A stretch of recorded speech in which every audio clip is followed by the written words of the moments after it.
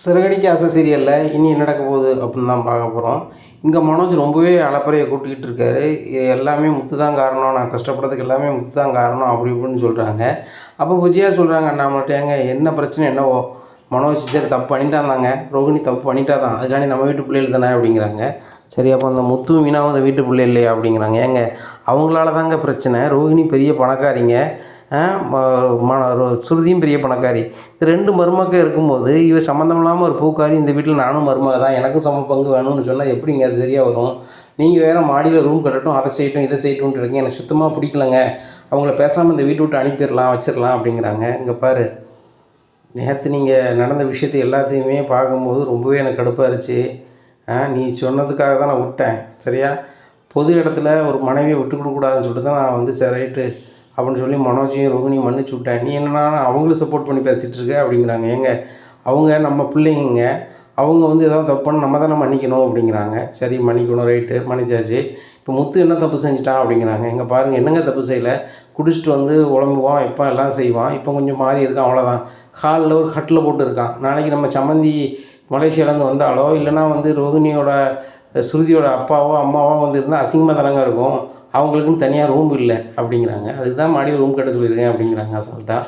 இங்கே பாருங்கங்க, அவங்க எங்கள் வீடு கட்டினாங்கன்னா சரியாக வராது, அவங்கள வெளியே கிளப்புங்க, நான் இனிமேல் இருக்கக்கூட மாட்டேன், ஏன் மீனா வெளில வாடி அப்படிங்கிறாங்க. என்னத்தை அப்படிங்கிறாங்க. உன் புருஷன் எங்கடி போயிருக்கான் அப்படிங்கிறாங்க. அவங்க வெளியூர் கார் கொண்டு போயிருக்காங்க அப்படிங்கிறாங்க. அப்படி கொண்டு போனதாகவே இருக்கட்டும், நீ பேசாமல் உங்கள் அம்மா வீட்டுக்கு கிளம்பு, இனிமேல் இந்த வீட்டில் இருக்கக்கூடாது அப்படிங்கிறாங்க.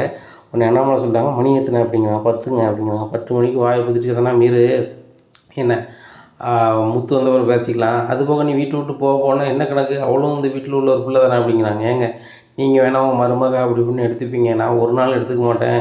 இந்த விஜயாவுக்குன்னு ஒரு கற்று இருக்குது, அப்போ தெரியும் உங்களுக்கு. அது போக வந்து நம்ம வீட்டில் கொழு ஃபங்க்ஷன் வைக்கும்போது என் ஸ்டூடெண்ட்லேருந்து எல்லாத்தையுமே கூப்பிட்ருக்கேன். இந்த விஜயாவோட வேண்டிய ஆட்கள்லாம் எவ்வளோ பெரிய ஆட்களாக வராங்க அப்படின்னு நான் பார்க்குறேன், நீங்களும் பார்க்கத்தானே போகிறீங்க. அது போக இந்த மீனா வீட்டிலேருந்து யார் வருவா, உங்கள் அம்மாவும் அவங்க தங்கச்சியும் அவன் தம்பி திருடனும் வருவாங்க அப்படிங்கிறாங்க. அத்தை மரியாதையாக பேசுங்க, என் தம்பியெல்லாம் குறைச்சி பேசுறதெல்லாம் வச்சுக்காதீங்க அப்படிங்கிறாங்க. அவனுக்கு என்னடி மரியாதை, எங்கள் வீட்டிலே பைக்கை களவாண்டு போன வந்தனே அப்படிங்கிறாங்க.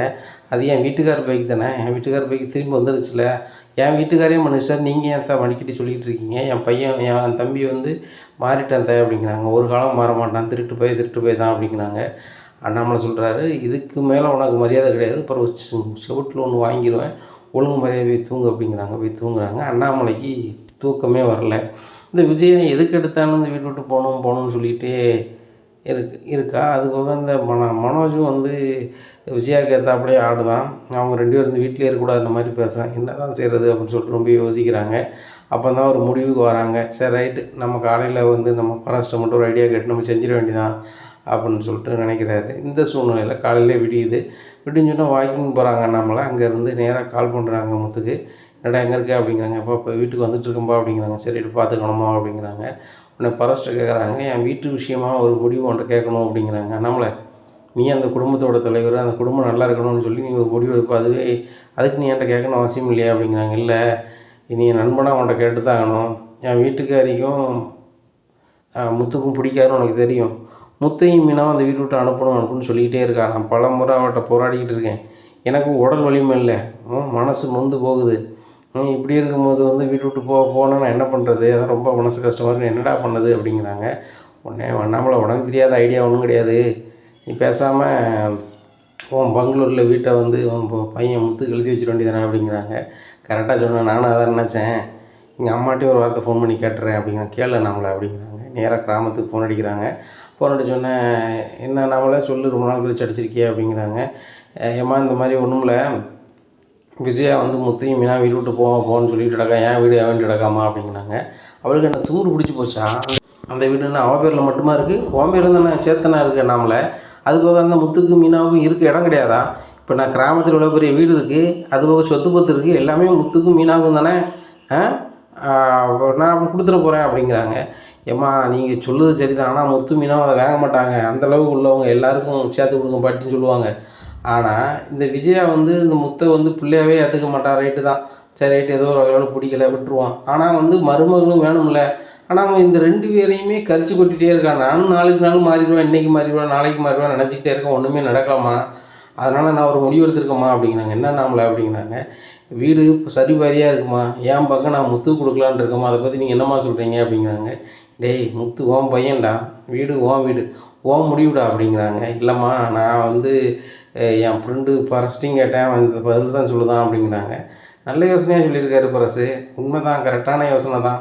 அந்த வீடை வந்து உன் பேரில் இருக்கிறது முத்துக்கு எழுதி கொடு, முத்து போக சொல்ல முடியாதுல்ல அவளால், அதான் கரெக்டாக அதை செஞ்சு கொடு. இல்லை கிராமத்தில் உள்ள வீட்டை நான் முத்துக்கு எழுதி வைக்கணுமா அப்படின்னு கேட்குறாங்க. அது உங்கள் விருப்பமா அப்படிங்கிறாங்க. நீ சொல்ல மாதிரி தான் அண்ணாமலை, கிராமத்தில் உள்ள வீட்டை நான் எழுதி வைக்கணும்னு போனாலும் முத்து என்ன சொல்லுவான், எனக்கு வேண்டாம், இது பூர்வீக வீடு, எல்லாத்துக்கும் பங்கு வேணும் பாட்டி, அதனால் வந்து பொதுவாகவே இருக்கட்டும் அப்படின்னு சொல்லுவான். ஆனால் அந்த புத்தி இந்த விஜயாவுக்கோ மனோஜுக்கோ இல்லை. அவன் சின்ன வயசுலேருந்து சுயநலமாகவே வாழ்ந்துட்டான் அம்மையை மாதிரியே, அதனால் அப்படி தான் இருக்கான். 2 பேரும் மாற மாட்டாங்க, நம்ம தான் மாறிக்கிடணும் போல இருக்குது அண்ணாமலை, நீ பேசாமல் உன் பங்கு வீட்டை வந்து முத்துக்கு எழுதி வச்சிரு அப்படிங்கிறாங்க. சரிம்மா அப்படிங்கிறாங்க. பரசு உனக்கு ரிஜிஸ்டர் ஆஃபீஸில் பக்கத்தில் ஒரு டாக்குமெண்ட் உனக்கு தெரிஞ்சவர் இருக்கார்ல அப்படிங்கிற, அம்மா அவரை போய் பார்ப்போம் அப்படின்னு சொல்லிட்டு பார்க்க போகிறாங்க.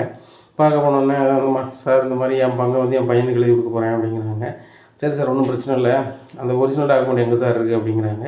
என்கிட்ட தான் சார் இருக்குது, 8 வரேன் அப்படின்னு சொல்லிட்டு ஒரிஜினல் டாக்குமெண்ட் எடுத்து கொடுக்குறாரு. கொடுத்தோன்னே சரி சார் உங்கள் ஐடி கார்டை கொடுங்க, 2 விட்னஸ் கொடுங்க அப்படிங்கிறாங்க. பரவாயில்ல சொல்கிறார், நான் ஒரு விட்னஸ் போகிறேன், இன்னொரு விட்னஸ் வந்து எங்கள் ஃப்ரெண்டு ஒரு ஆள் வராரு அப்படிங்கிறாங்க. 2 சாட்சியை போட்டு முத்து பேரில் எழுதி வச்சிடுறாங்க. இந்த சூழ்நிலை வெளியூர் போய்ட்டு முத்து வந்துடுறாரு. வந்த உடனே விஜயா வந்து அளப்பறையை கூட்டுறாங்க, மனோஜும் கூட்டுறாங்க. அம்மா இனிமேல் இந்த வீட்டில் இவன் இருந்தாலும் நானும் ரோகிணி இருக்க மாட்டோம் அப்படி இப்படின்னு சீனாக போடுறாங்க. நீ ஏன்டா போகணும், வீடு என் பேரில் இருக்குடா, என் பையன் இருக்கக்கூடாதுன்னு சொல்லிட்டு யாருக்கு உரிமை இருக்குது, நீ இருக்கணும் அப்படிங்கிறாங்க. முத்துக்கு ஒன்றுமே புரியலை. ஏன்னா மீனா நடந்தது எதுவுமே ஃபோன் பண்ணி சொல்லலை ஃபுல் அண்ட் ஃபுல்லாக. அப்படிங்கும்போது வந்து ஒன்றுமே தெரியாமல் முத்து என்ன தான் நடக்குதுப்பா அப்படிங்கிறாங்க. நீ வீட்டை விட்டு போகணுமாண்டா அப்படிங்கிறாங்க. அப்படியா அப்படின்னு சொல்லி சிரிக்கிறேன்டா. அப்படியாங்க, வீட்டு விட்டு வெளில போக முன்னாடி கூப்பிட்டு அப்படிங்கிறாங்க. உடனே முத்து கொஞ்சம் ஒரு நிமிஷம் இரு அப்படின்னு சொல்லிட்டு அண்ணாமலை நேராக போய் முத்து இந்த பத்திரத்தை வச்சுக்கோ அப்படிங்கிற. என்ன பத்திரம்பா அப்படிங்கிறாங்க. பத்திரம் செராக்ஸ் கொண்டு வந்துட்டு போகிறோங்கப்பா அப்படிங்க. செராக்ஸ் நான் எது கொடுக்கேன், ஒரிஜினல் பத்திரம் தான் அது. இந்த வீடு பாதி முத்து பேரில் இருக்குது அப்படிங்கிறாங்க. அதே எப்படிங்க முத்து பேரில் இருக்கும், பாதி உங்கள் பேரில் இருக்குது, பாதி என் பேரில் இருக்குது அப்படிங்கிறாங்க. நீ நினச்சிட்டு இருக்க வேண்டியதான், என் பங்கு பாதியை வந்து நான் முத்து கொடுத்துட்டேன், இனிமேல் வந்து என் வீடு எப்படி நீ சொல்ல முடியாது. இந்த வீட்டில் பாதி உரிமை முத்துக்கு இருக்குது, அவன் பங்கில் யார் இருக்கணும் இருக்கக்கூடாதுன்னு முடிவெடுக்க வேண்டியது அவன் அப்படிங்கிறாங்க. அவனை முத்து சொல்கிறாங்க, என் பேர் எழுதி வச்சிங்க அப்படி அப்படிங்கிறாங்க. இல்லைடா உங்கள் அம்மா சில நேரம் பேச தெரியாமல் பேசுகிறான், மனோஜ் வந்து எங்கள் அம்மா பேரில் வீடு இருக்குது, அவன் எதுக்கு இருக்கணும்னு மாதிரி பேசுகிறான். கூட பிறந்த தம்பிங்கிற பாசம் கொஞ்சம் கூட இல்லை. இப்போ நான் பிள்ளைகளே எல்லாம் முன்போல பார்க்கணும், உங்கள் அம்மா அப்படி பார்க்க தயாராகவும் இல்லை.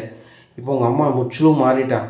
அதனால் வந்து எனக்கு இன்றைக்கி இப்படி இருக்கேன், நாளைக்கு எனக்கு இக்கட்டான சூழ்நிலை, எனக்கு மூச்சு பேச்சு இல்லைன்னா என்னால் ஏங்க முடியல அப்படின்னா உங்கள் அம்மா வந்து இதோட மோசமாக இறங்குவா. அதனால தான் வீடை உன் பேரில் என் பங்கு எழுதி வச்சுட்டேன். இனிமேல் பட்டு உன்னை லைஃப் லாங்கில் யாரும் அனுப்ப முடியாது. இந்த ஓம் பங்கில் யார் இருக்கணும் இருக்கக்கூடாதுன்னு சொல்லி விஜயா மாதிரி முடிவு எடுக்க உனக்கு அதிகாரம் இருக்குது. ஏங்க உன் பங்கில் விஜயா புழங்கக்கூடாதுன்னா அவன் புழங்கவும் முடியாது அப்படிங்கிறாங்க. ஏங்க யாரை கட்டுங்க எழுதி கொடுத்தீங்க உங்கள் பங்கு அப்படிங்கிறாங்க. இங்கே பாரு விஜயா, உன் பேரில் பங்கு இருக்குது, உன் வீடுன்னு சொல்லிகிட்டு இருக்க. என் பேரில் பங்கு இருந்தாலும் என் வீடு நான் ஒன்றாலும் சொன்னதில்லை. ஆனால் என் பையனை வந்து இந்த வீட்டை விட்டோ என்ன விட்டோ அனுப்புனா நான் அதை சம்மதிக்க முடியாது. அதனால தான் முத்துக்கு வந்து நான் என் பங்கு எழுதி கொடுத்தேன். இனிமேல் முத்து இங்கே தான் இருப்பான், யாரும் தடுக்க முடியாது அப்படிங்கிறாங்க. உடனே மீனா வராங்க. அத்தை இனிமேல் நீங்கள் என் வீடுன்னு சொல்ல முடியாது அத்தை, பாதி வீடு என் வீட்டுக்கார் பேரில் இருக்குது. நீங்கள் என்னது செஞ்சணுன்னாலும் சரி தான், என் வீட்டுக்கார்ட்டையும் ஒரு வார்த்தை கேட்க தான் செய்யணும். ஏன் அவரோட மனைவிங்கிற ஸ்தானத்தில் என்கிட்டையும் ஒரு வார்த்தை கேட்க தான் செய்யணும். உங்கள் பையன் மனோஜுக்கு மட்டும் இதில் பங்கு கிடையாது அப்படிங்கிறாங்க. இதை கேட்ட விஜயாவுக்கு ரொம்பவே கடுப்பாகுது. இந்த மீனாலாம் என்னையை சரிக்கு சமமாக பேசுகிற அளவுக்கு ஆயிடுச்சு அப்படின்னு சொல்லிட்டு உடனே மனோஜ் சொல்கிறாங்க, ஏம்மா எப்படிம்மா அப்பா வந்து உங்களை கேட்காம எழுதி வைக்கலாம், ஏன்ப்பா எப்படிப்பா எழுதி வச்சிங்க அப்படிங்கிறாங்க. உடனே முத்து சொல்கிறாரு, அப்பா வந்து ரிஜிஸ்டர் ஆஃபீஸில் தானே எழுதி வச்சுருக்காரு, படித்தவன் தானே இந்த பத்திரத்தை பாரு, எனக்கு இந்த சொத்தை எடுக்கணும் வைக்கணும்லாம் ஆசை இல்லை, ஆனால் எல்லோரும் ஒரு குடும்பத்தில் கூட்டு குடும்பமாக இருக்கணும்னு நினைக்கிறேன். அது போய் குறிப்பாக எங்கள் அப்பா என் கூட இருக்குன்னு நினைக்கிறேன்.